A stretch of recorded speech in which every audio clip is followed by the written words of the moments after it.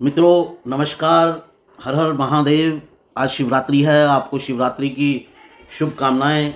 भोलेनाथ महादेव, माँ पार्वती, अर्धनारीश्वर आप सबकी इच्छाओं को पूर्ण करे, आपको जीवन में आगे ले जाए, भारत देश को सनातन संस्कृति पर महादेव माँ पार्वती की कृपा बनी रहे और हिंदू धर्म फले फूले आगे बढ़े, ऐसी मेरी कामना है। साथियों, आज जो मुद्दे की बात करते हैं वो ये है कि जॉर्ज सोरस के मामले ने भारत के पूरे सिस्टम को एक्सपोज करके रख दिया है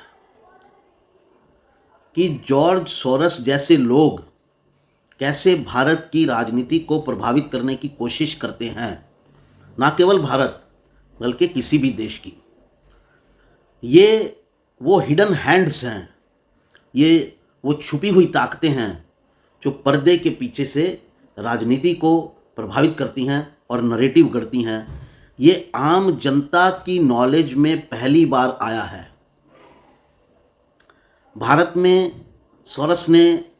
सोरस की कंपनीज के और उनकी फाउंडेशन के जिन जिन लोगों के साथ संपर्क निकल रहे हैं उनमें 3 चीज़ें एक्सपोज हुई हैं।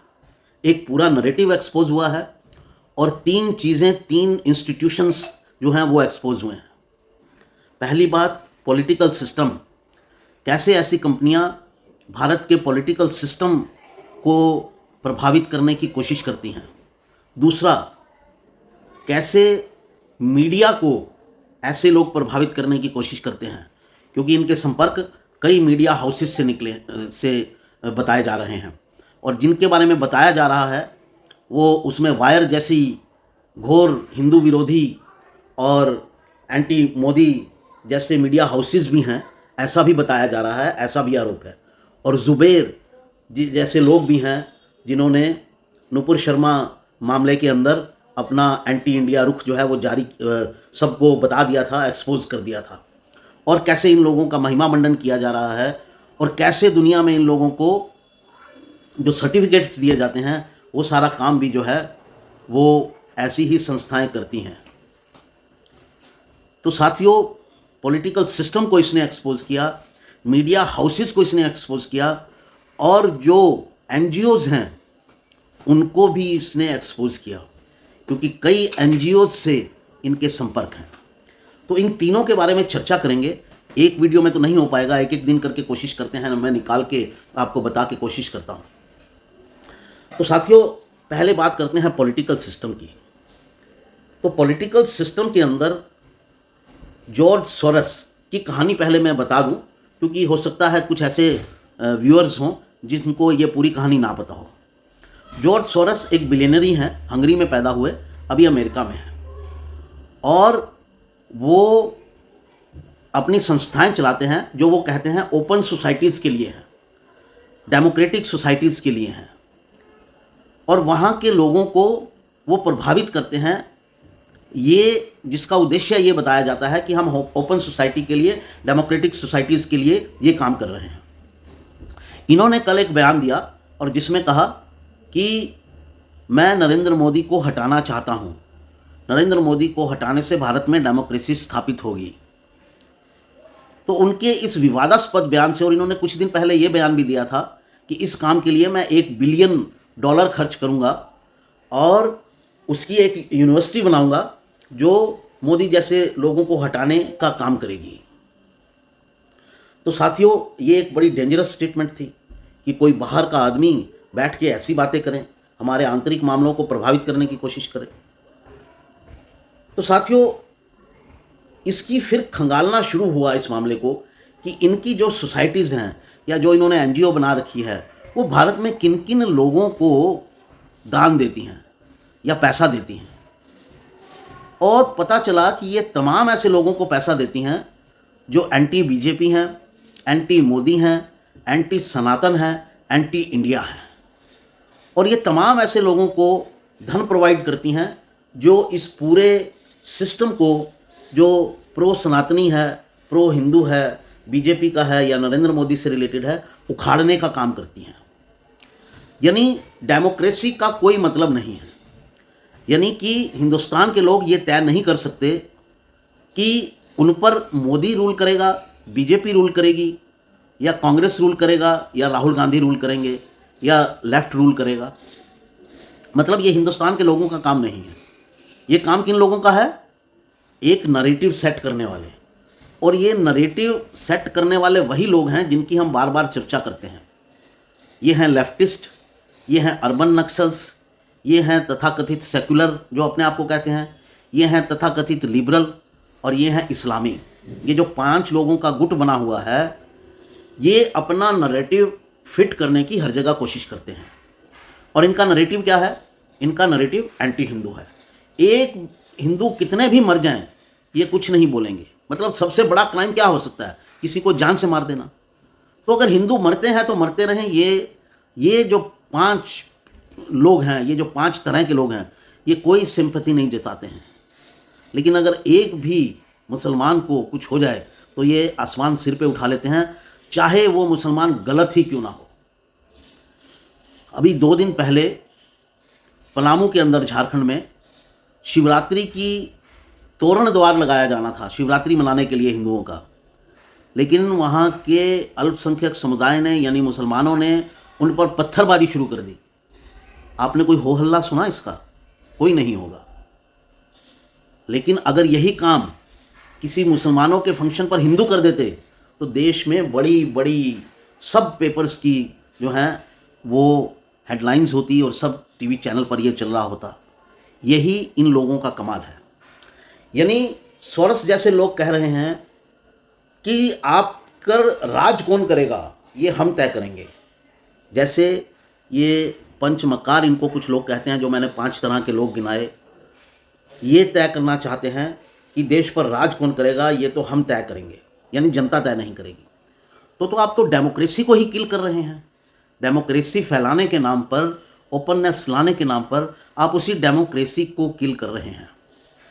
तो जनाब, छोटे में सोरस एक व्यक्ति हैं जो भारतीय राजनीति को प्रभावित करना चाहते हैं, मोदी को उखाड़ फेंकना चाहते हैं और कांग्रेस सरकार को लाना चाहते हैं, अपनी मनपसंद की कांग्रेस सरकार को लाना चाहते हैं।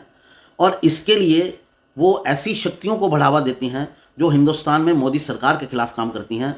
और इनमें 3 तरह के लोग आते हैं।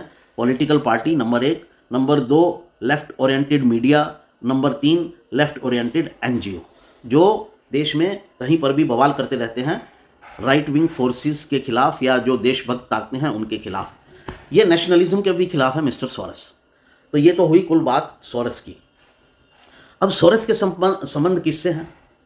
सोरस के संबंध हैं कांग्रेस पार्टी से। यानी सोरस के जो लोग हैं, जो इनकी संस्था है, उनके एक वाइस प्रेसिडेंट इंडिया में है मिस्टर शेट्टी, शायद उनका पूरा नाम है निकम शेट्टी, नाम थोड़ा मेरे दिमाग से उतर रहा है। वो राहुल गांधी की भारत जोड़ो यात्रा में शामिल हुए। जो पिछली यूपीए की सरकार थी 2004 से लेकर 14 तक, उसकी जो नेशनल एडवाइजरी कमेटी बनी थी,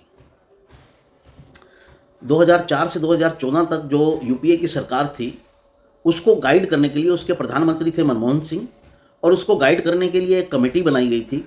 उसका नाम था नेशनल एडवाइजरी कमेटी, जो कि ऑल पावरफुल होती थी और जो अपने राय देती थी सरकार को। इसकी अध्यक्ष होती थी सोनिया गांधी। और उसमें कई ऐसे लोग शामिल थे जिनका संबंध सोरस की कंपनी से है। यानी भारत सरकार को प्रभावित करने के लिए सोरस के आदमी उन लेजिटिमेट कमेटीज में बैठे थे जो सरकार को इन्फ्लुएंस कर सकती थी। हर्ष मंदर जो हैं वो उनमें से ऐसा एक नाम है। और ये लोग क्या बताते हैं कि भारत के लिए क्या अच्छा है, भारत को क्या करना चाहिए। इनका पूरा जो एजेंडा है वो एंटी हिंदू होता है, pro Muslim, pro leftist, pro secular, pro liberal तथाकथित होता है। और ये एक ऐसा कानून लाना चाहते थे जिसमें अगर कहीं पर दंगा हो जाए तो हिंदुओं को तुरंत पकड़ लिया जाएगा, और ये हिंदू पर होगा कि आप दंगे में शामिल नहीं थे। बताइए, पुलिस को ऐसी ताकत देना चाहते थे। मतलब इनका घोर हिंदू विरोधी एजेंडा था। तो साहब ये तो एक बड़ी खतरनाक बात है। अब कांग्रेस के नेता जो हैं, अब ये बात फैल गई है कि सोरस जो हैं वो तो राहुल गांधी के दोस्त हैं या कांग्रेस पार्टी के दोस्त हैं। और जब ये बात फैल गई है तो कांग्रेस अब हाथ छुड़ाती फिर रही है इससे। अब तो ये खुलकर सामने आ गया है। अब तक तो ये आरोप लगाए जाते थे कि जो लेफ्ट लिबरल मीडिया है ये भारत विरोधी ताकतों से पैसा लेता है। अब तो खुलकर सामने आ गया कि पैसा लेता है। अब तो जो व्यक्ति पैसा देता है उसने बोल दिया मैं पैसा देता हूँ, मैंने तो आपकी सरकार को हटाने के लिए इतने पैसे दे रखे हैं। तो भैया अंतर्राष्ट्रीय साजिश तो साबित हो गई कि मोदी को हटाने के लिए अंतर्राष्ट्रीय स्तर पर गेम हो रहा है। ये तो अभी एक ही व्यक्ति सामने आया है। साथियों, लगातार ये जो अडानी मामले में हमले हो रहे हैं, जो विशेषज्ञ हैं वो जानते हैं कि ये वेस्टर्न पावर्स के द्वारा करवाए जा रहे हैं।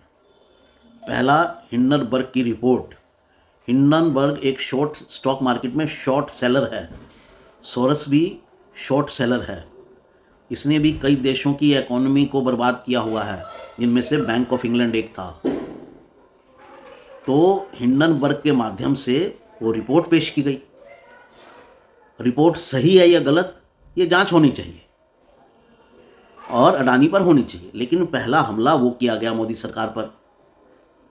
दूसरा हमला बीबीसी की रिपोर्ट से किया गया, डॉक्यूमेंट्री से, उस मामले पर जो 20 साल पहले हुआ और जिसको सुप्रीम कोर्ट ऑफ इंडिया जो है वो उसके ऊपर बंद लगा चुकी है। उसको ठंडा बस्ता नहीं कहना चाहिए, उसको निपटा चुकी है और उस पर अपना फैसला दे चुकी है और मोदी को साफ घोषित कर चुकी है। और अब ये तीसरा हमला सोरस ने किया। बोला अडानी मामले पर मोदी को जवाब तो देना होगा और मोदी इससे वीक होगा, और मोदी जब वीक होगा तो डेमोक्रेसी फिर फ्लोरिश करेगी और फिर नई सरकार आएगी। ऐसा उसने कहा नहीं, लेकिन मतलब ये था। यानी सोरस चाहता है कि राहुल गांधी जी की सरकार आए और कांग्रेस पार्टी की सरकार आए ताकि वो अपने खेल कर सकें, अपने आदमियों को उस सरकार में बिठाकर या अपने आदमियों को इनडायरेक्टली अपने आदमियों से इन्फ्लुएंस करवाकर, जैसे हर्षमंदर जैसे लोगों से। तो ये कहानी है। तो सरकार से ये अपील की जाती है कि सरकार को ऐसे सब लोगों का पर्दाफाश करना चाहिए और ऐसी कंपनियां जिन जिन भारतीय कंपनियों को लाभ दे रही हैं उनको खुलकर सामने आना चाहिए। और एक और रिक्वेस्ट भी कर दी जाए सरकार से कि कांग्रेस के साथ मिलकर कोई खेल ना करें।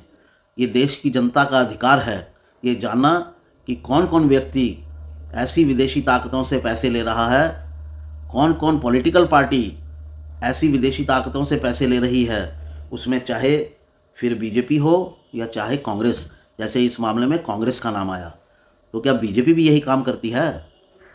तो साहब ये भी क्लियर होना चाहिए किन किन संगठनों को सरकारें जो हैं वो छुपा कर रखा हुआ है। ये पब्लिक डॉक्यूमेंट का हिस्सा होनी चाहिए, ये पब्लिक को पता होना चाहिए। तो इसकी जांच हो और नाम जो हैं वो सार्वजनिक हों, पारदर्शी तरीके से जांच हो। तो साथियों, सोरस ने कैसे पॉलिटिकल पार्टीज़ को, ये तो एक नाम आया है कि कैसे कांग्रेस को वो सपोर्ट कर रहा है, कैसे उसके link left party CPI CPM जैसी पार्टियों से हैं, कैसे अर्बन नक्सलाइट से उसके संबंध हैं। उस पर यह भी आरोप लगा है कि देश में सीए को लेकर जो आंदोलन हुए उसको भी फंड इसी ने किया। तो ये तो बहुत खतरनाक बात है। इस व्यक्ति के सारे खाते सील किए जाने चाहिए, भारत में आने पर इसकी बैन लगना चाहिए और इसके लिए दंड का प्रावधान होना चाहिए। अगर है तो सही है, उसके तहत कार्रवाई हो, और नहीं है तो ऐसी दंड की व्यवस्था भारत सरकार को करनी चाहिए।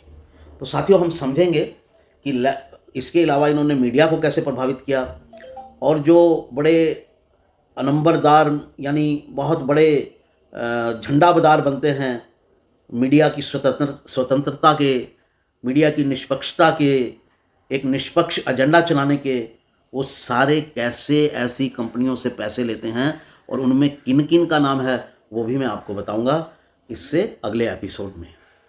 और इनका सबका जो आवरण है, जो झूठा आवरण है, जो मास्क है, जो बुर्का है जिसमें ये छुपे रहते हैं, वो सब जो नकाब है, तो इन नकाब पोशों को सारी इनकी सफाई होनी चाहिए। खुलकर पब्लिक को बताना चाहिए कि ये शेखर, ये अरफा, ये कोई भी नाम हो, XYZ, मैं किसी व्यक्ति का नाम नहीं ले रहा हूँ, ऐसे नाम ले रहा हूँ, कोई भी हो सकता है, ये रामू, ये शामू, ये तार, ये छपाई, ये सब इनके पैसों पर पलते हैं और हमें ज्ञान देते हैं कि हमें ये करना चाहिए, ये नहीं करना चाहिए। साथियों, सचेत रहें और 2024 के चुनावों को जिस तरह से प्रभावित करने की कोशिश की जा रही है, उसका जवाब भारतीय जनता को देना है। नमस्कार साथियों, मेरे इस वीडियो को लाइक करें, शेयर करें, चैनल को सब्सक्राइब करें और नोटिफिकेशन की बेल दबाएं। मैं अगले एपिसोड के साथ फिर हाजिर होता हूं।